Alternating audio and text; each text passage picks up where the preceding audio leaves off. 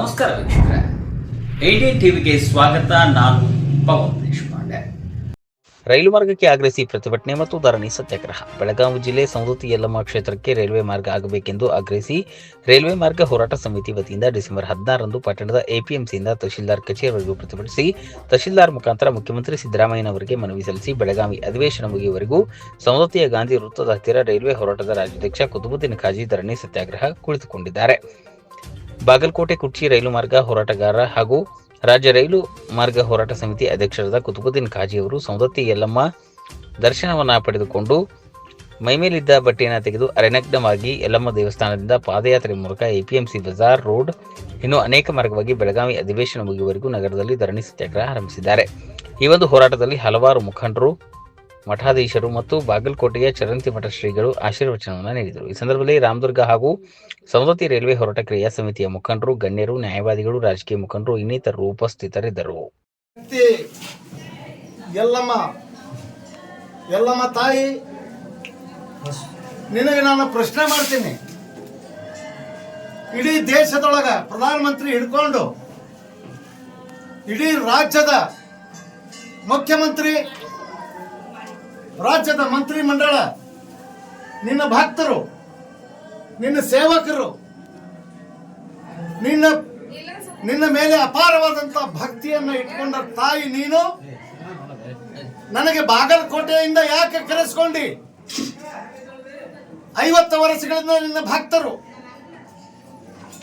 Railway ಸೌಲಭ್ಯ ಬೇಕಂತ ಹೇಳಿ ಇಚ್ಛಾಶಕ್ತಿಯನ್ನ ತಂದು ನಿನ್ನ ಜೊತೆ ನಿನ್ನ ಬಾಗಿಲಿಗೆ ಬಂದಿದ್ರು.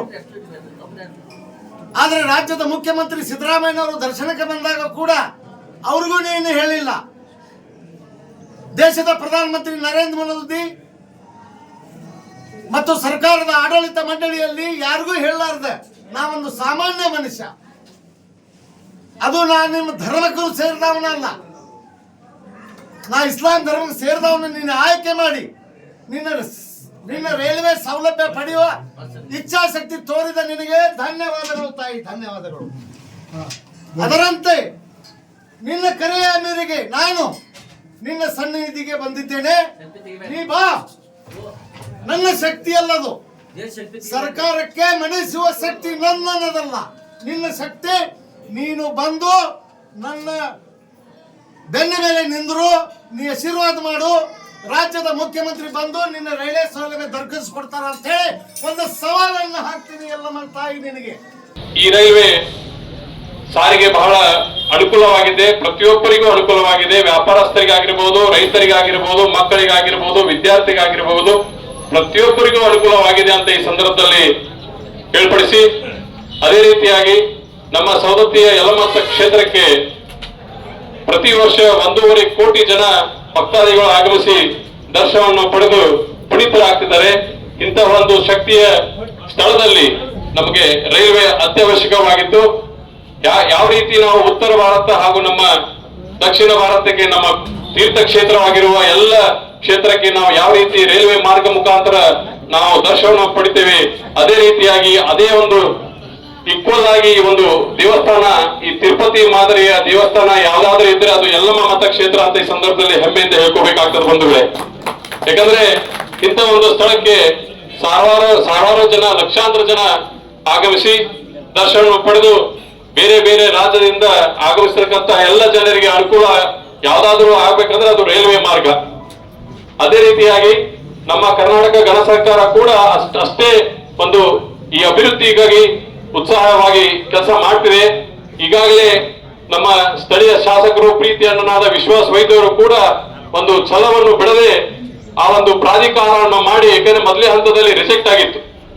ನಮ್ಮ ಜಿಲ್ಲಾ ಉಸ್ತುವಾರಿ ಆಗಿರ್ತಕ್ಕಂಥ ಸತೀಶನ ಜಾರಕಿಹೊಳಿ ಅವರ ನೇತೃತ್ವದಿಂದ, ಅದೇ ರೀತಿಯಾಗಿ ಮಾನ್ಯ ಮುಖ್ಯಮಂತ್ರಿಯ ಒಂದು ಸಹಕಾರದಿಂದ ರಾಜ್ಯಪಾಲರಿಗೆ ಮನವರಿಕೆ ಮಾಡಿ ಪ್ರಾಧಿಕಾರವನ್ನ ಈ ಸವದತ್ತಿ ಯಲ್ಲಮ್ಮ ಮತಕ್ಷೇತ್ರಕ್ಕೆ ಪ್ರಾಧಿಕಾರವನ್ನ ತಂದು ಪ್ರವಾಸೋದ್ಯಮ ಕೂಡ ಆಗಿದ್ದು ಅಭಿವೃದ್ಧಿಯ ಒಂದು ಹಂತದಲ್ಲಿ ಆಗುತ್ತೆ ಅಂತ ಈ ಸಂದರ್ಭದಲ್ಲಿ ವಿಶ್ವಾಸವನ್ನು ವ್ಯಕ್ತಪಡಿಸಿ, ಅದೇ ರೀತಿಯಾಗಿ ಯಾವ ರೀತಿ ಪ್ರಾಧಿಕಾರ ಆಗಿದೆ ಅದೇ ರೀತಿಯಾಗಿ ರೈಲ್ವೆ ಮಾರ್ಗ ಕೂಡ ನಮ್ಮ ಗಣ ಸರ್ಕಾರ ತಮ್ಮ ಜೊತೆ ಇರ್ತದೆ.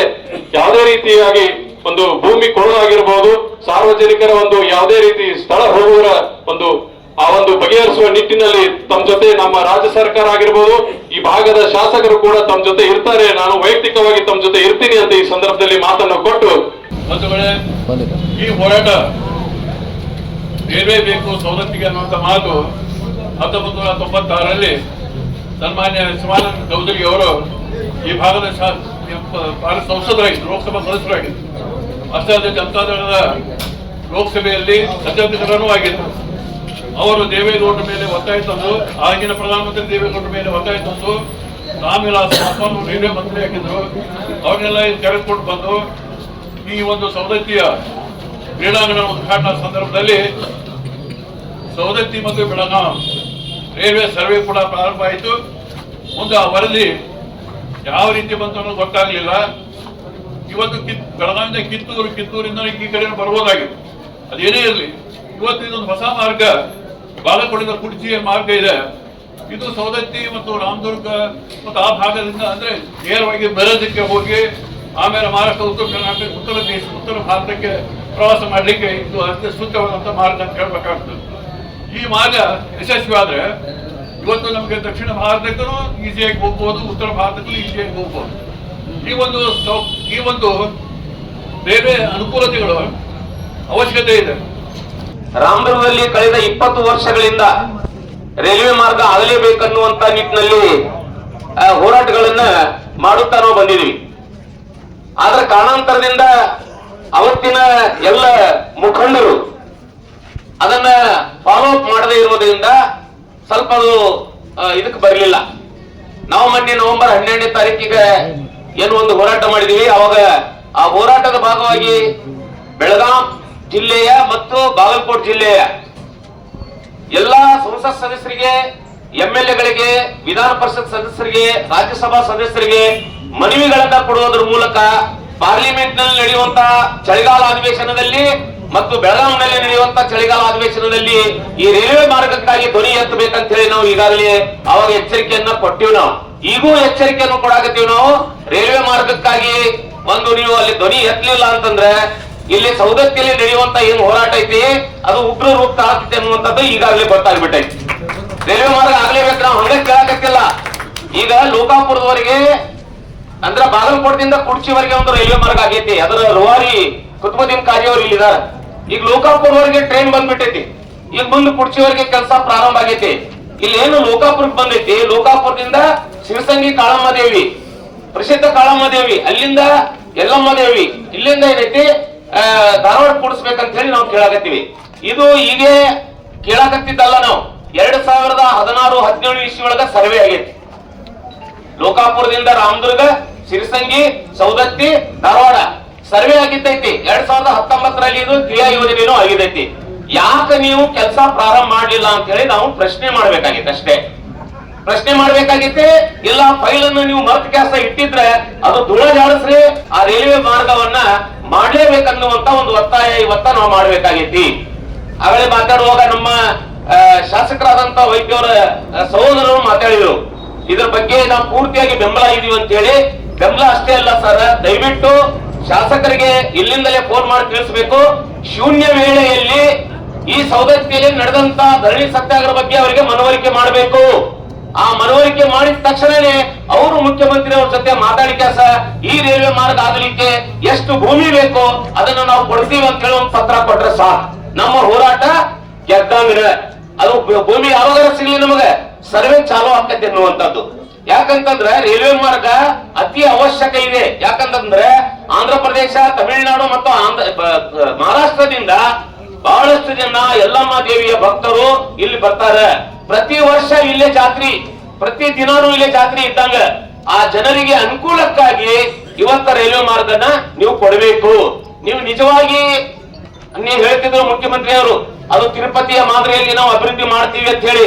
ನಿಮಗೆ ನಿಜವಾಗಿ ಯಲ್ಲಮ್ಮ ದೇವಿ ಮೇಲೆ ಭಕ್ತಿ ಇದ್ರೆ ಮುಖ್ಯಮಂತ್ರಿಗಳೇ, ದಯವಿಟ್ಟು ಇದಕ್ಕೆ ಲೋಕಾಪುರದಿಂದ ಧಾರವಾಡದವರೆಗೆ ರೈಲ್ವೆ ಮಾರ್ಗಕ್ಕಾಗಿ ಎಷ್ಟು ಭೂಮಿ ಬೇಕಾಗತ್ತೆ ಅದನ್ನ ರಾಜ್ಯ ಸರ್ಕಾರದವರು ಕೊಡ್ತೀವಿ ಅನ್ನುವಂತ ನೀವು ಪ್ರಸ್ತಾವನೆ ಕೊಟ್ರೆ ನೀವು ನಿಜವಾದ ಯಲ್ಲಮ್ಮನ ಭಕ್ತರು. ಇಲ್ಲ ಅಂದ್ರೆ ಅಲ್ಲ. ನಮಗೆ ಉತ್ತರ ಕರ್ನಾಟಕ ಬೇಡ, ಈ ರೈಲ್ವೆ ಅಭಿವೃದ್ಧಿ ಮಾಡಿದ್ರೆ 50% ಉತ್ತರ ಕರ್ನಾಟಕ ಅಭಿವೃದ್ಧಿ ಆಗ್ತೈತಿ ಅನ್ನುವಂಥದ್ದು ನೀವು ಅರ್ಥ ಮಾಡ್ಕೊಳ್ಳಿ. ರೈಲ್ವೆ ಹೋರಾಟ ಸಾರ್ವಜನಿಕವಾಗಿ ಎಲ್ಲ ಧರ್ಮ, ಎಲ್ಲ ಜಾತಿ, ಎಲ್ಲ ಜನರಿಗೂ, ವ್ಯಾಪಾರಸ್ಥರಿಗೂ ಬಹಳ ಮುಖ್ಯವಾಗಿ ಬೇಕಾದಂಥ ಒಂದು ವ್ಯವಸ್ಥೆ ಇದು. ಎಷ್ಟೋ ವರ್ಷಗಳಲ್ಲಿ ಆಗಬೇಕಾಗಿತ್ತು. ಆದರೂ ಈಗ ಅದು ಹೋರಾಟಕ್ಕೆ ಈ ಸವದತ್ತಿಯವರು, ರಾಮದುರ್ಗದವರು ಎದ್ದಿರುವುದರಿಂದ ಇದೊಂದು ಒಳ್ಳೆಯ ಒಂದು ವ್ಯವಸ್ಥೆ.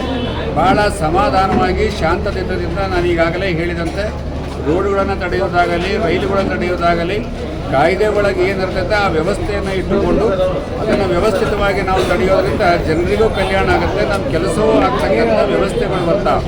ಭಾಳ ಹೋರಾಟ ಮಾಡಿ ಸುಮ್ಮನೆ ಸಮಸ್ಯೆ ಮಾಡ್ಕೊಳ್ಳೋದಕ್ಕಿಂತ ಜನರಿಗೂ ತ್ರಾಸಾಗಿರುತ್ತೆ, ಸರ್ಕಾರಕ್ಕೂ ಗೊತ್ತಾಗುತ್ತೆ. ಆ ರೀತಿಯಾಗಿ ನಾವು ಮಾಡಿಕೊಂಡು ಹೋಗೋದ್ರಿಂದ ಈಗಾಗಲೇ ಇಂಥ ವ್ಯವಸ್ಥೆಗಳನ್ನು ನಾವು ಮಾಡಿದ್ದೇವೆ. ಅದರಿಂದ ಭಾಳಷ್ಟು ಅನುಕೂಲಗಳು ಆಗಿದೆ. ಇದೇ ಒಂದು ರೈಲ್ವೆ ಹೋರಾಟದಲ್ಲಿ ಬಾಗಲಕೋಟೆಯಲ್ಲಿ ಆ ತಡೆಯುವಂಥ 15 ನಿಮಿಷಗಳಲ್ಲಿ ತಡೆಯುವಂಥ ವ್ಯವಸ್ಥೆಯನ್ನು ಮಾಡಿ ಜನರಿಗೆ ಅದೊಂದು ಸರ್ಕಾರಕ್ಕೂ ಸಂದೇಶ ಹೋಗ್ತಕ್ಕಂಥ ವ್ಯವಸ್ಥೆ ಆಗಿದೆ. ಆಗಿನ ಕಾಲದಲ್ಲಿ ಅದೇ ಒಂದು ಈಗ ಕುರ್ಚಿ ರೈಲ್ವೆ ಪ್ರಾರಂಭ ಆಗಿದೆ. ಇನ್ನೂ ತುಂಬ ಚೆನ್ನಾಗಿ ನಡೆದು ಸವಲತ್ತುಗಳು ಭಾಳ ಜಲ್ದಿಯಾಗಿ ಜನರಿಗೆ ಕಲ್ಯಾಣ ಆಗಲಿ ಅಂತೇಳಿ ಆಸೆ ಮಾಡ್ತೀವಿ.